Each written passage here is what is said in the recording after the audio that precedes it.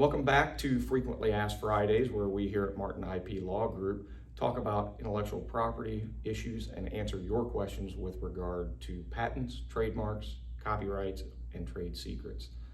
Today's we're going to talk about layering your IP protection. So to paraphrase a quote from one of my favorite movie characters, Shrek, IP is like an onion. It has layers. And what am I talking about layers? Well, a good example is this little device I have in my hand right here. When I talk about layers, I'm talking about trademarks, patents, copyrights, all different types of IP protection in one little device. This device here, for instance, trademark. You know, the Apple logo is trademarked. The software that runs the iPhone is protected by copyright law.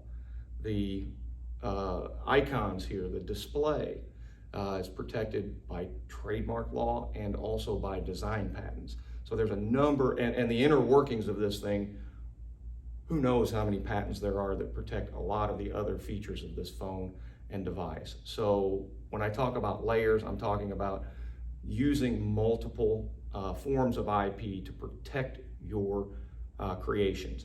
And you know, the iPhone is one good example. Another good example, a more common example, I would say that when I have clients come in with a logo, you know, there's really three ways to protect that logo primarily. One, the name of your company. If that appears in the logo, we want to protect the name and the name standing alone, so no one can use a name that's similar to yours or that would be confused with yours for your product or service.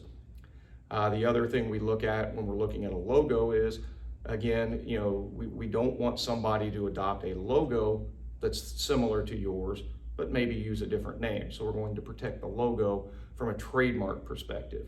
Lastly, again, when the logo has some creative design to it, sometimes it's simple enough that it doesn't, but oftentimes, you know, you're going to have an artist or someone create your logo and it's got copyright protection there as well. So we can copyright the logo.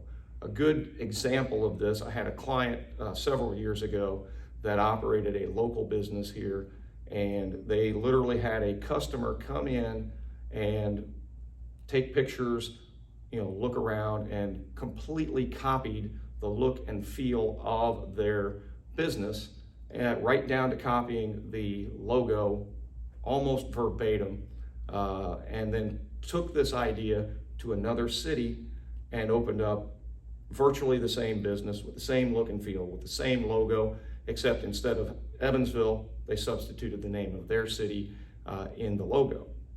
And my client, when they came to me, had not filed for trademark protection yet, had not filed for copyright protection, had not adequately protected their IP at this point.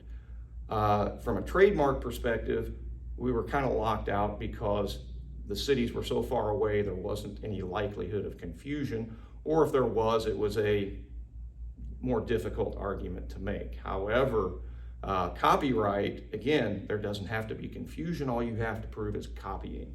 And we clearly prove copying in this case because, you know, there was ample evidence that they came in, that they took pictures, that they looked at the store, were aware of the store, and the marks were almost identical. So the copyright protection in this case served to stop the copying and to stop them from continuing to use the logo, even though maybe the trademark protection didn't give us the strongest case. So that's a very good example of why you want to have layers of IP protection for things like your logo, because maybe, you know, one argument's not a great fit, but, you know, copyright in this instance was.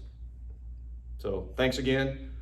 We appreciate you tuning in and watching our Frequently Asked Fridays. If you have any questions you would like to submit, or if we can help you with layering IP protection for your ideas, please give us a call and we're here to help.